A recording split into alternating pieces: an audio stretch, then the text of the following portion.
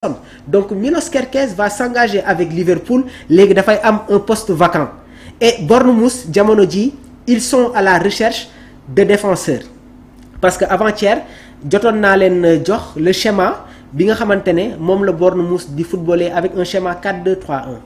Année dernière on avait dans les buts Kepa, Arrizabalaga, Lewis Kok comme arrière droit, Zabarnyi, Dean Huijsen ak Milos Kerkez.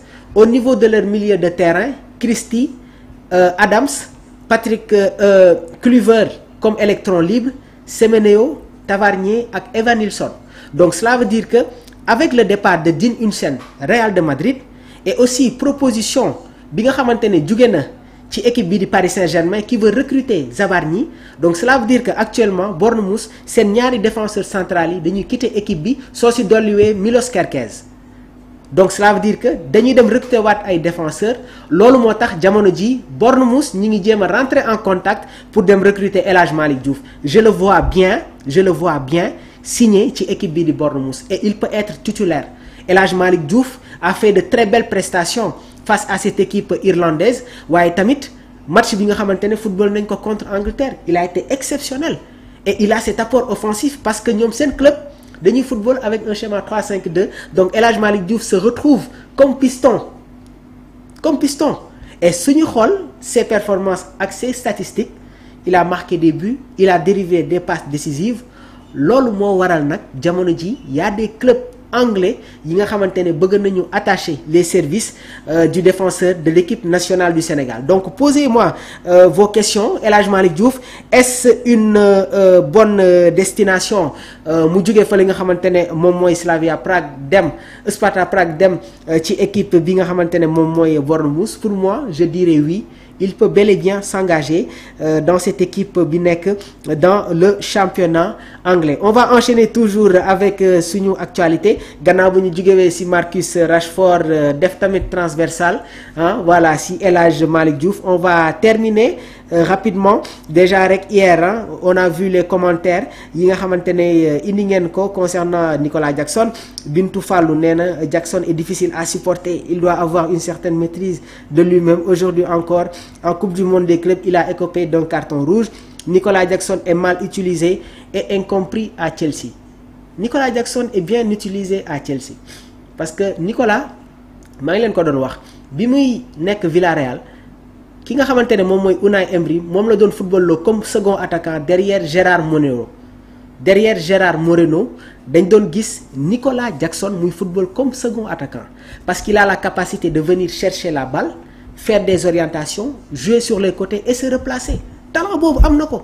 Il est très technique, il a une palette technique qui dépasse la moyenne. Il est capable de venir chercher la balle, teg la loxo, faire des orientations sur les côtés et se replacer. Nicolas Jackson lenn rek la war a gën a améliorer muy sa finition. Mais regardez Vinicius Junior bi muy quitter le championnat brésilien di ñëw au Real mais il avait des problèmes sur la finition. Mais am na leen loo xamante ne yow yaa koy liggéeyal sa bopp foofu la football toll. Am na fu match di toll joueur day jël ay responsabilités am. C'est ce qui fait la différence entre les grands joueurs. Nicolas Jackson bi muy jógee Villarreal di ñëw Chelsea c'est pour occuper le poste de numéro 9. Il doit beaucoup plus se performer, être lucide dans les derniers mètres, c'est ça la réalité. Et il a cette polyvalence-là. Regardez Karim Benzema au Real moo daan ñëw jël ci bali def des orientations et il est toujours décisif. Harry Kane contre le Sénégal comme numéro 10, c'est lui qui venait chercher les balles, faire des orientations.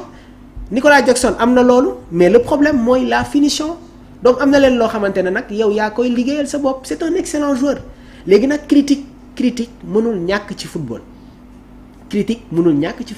Mais am na ay yenn joueurs yi nga xamante ne amuñu la mentalité et le caractère de transformer les appréciations négatives à une appréciation positive. C'est ça la réalité. Mais un joueur doit prendre ses responsabilités mais en quittant Villarreal di ñëw fi nga xamante ne moom mooy Chelsea c'est pour occuper le poste de numéro 9. Kylian Mbappé bi muy nekk Paris Saint-Germain doon évoluer comme excentré gauche en venant au Real de Madrid xam na ne que c'est pour évoluer comme avant-centre parce que au Real c'est Vinicius Junior qui joue comme excentré gauche. c'est des choses yi nga xamante ne fii lañ ko fekk léegi nag je pense qu'il doit y avoir une continuité dinañ si ñëwaat donc ce lundi incha allah waaye rek on vous dit juste voilà ce que je peux vous dire mooy on va vous proposer aussi d'autres informations vers 16h 17h donc dinañu ñëw sur la fenêtre mercato donc ñu ngi leen di jaajëfal bu baax a baax lundi incha allah dinañu ibbi bu mu jokkoo bi à partir de 13h gars yi à partir de 13h on va créer une forte communauté déjà rek le lundi incha allah dinañu gën a yaatal les débats on va recevoir des invités yéen fidèles internautes yi nga xamante ne bëgg ngeen ñëw tamit assister au débat de Sport Live 221 vous pouvez me contacter sur le 77 259 46 95 77 259 46 95 laissez-moi vos messages vos commentaires ñu échanger et aussi ce que je peux vous dire mooy lu bëri dinañ ko changer ci biir Sport Live 221 on va accueillir ici de grands joueurs waaye tamit dinañu wàcc sur le terrain dem sur les reportages Moussa je vais prendre rapidement ta dernière question.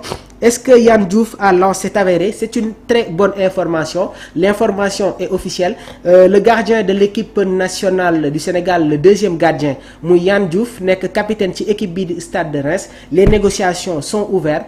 Lens bëgg nañ ko recruter. Est-ce une bonne option? Est-ce que dafa war a quitter Reims dem ci équipe bi nga xamante ne moom mooy Lens? Ça a été un réel plaisir. On attend vos commentaires. Laissez-nous vos réactions. Donc ñu ngi leen di jaajëfal bu baax a baax Mamadou Sané.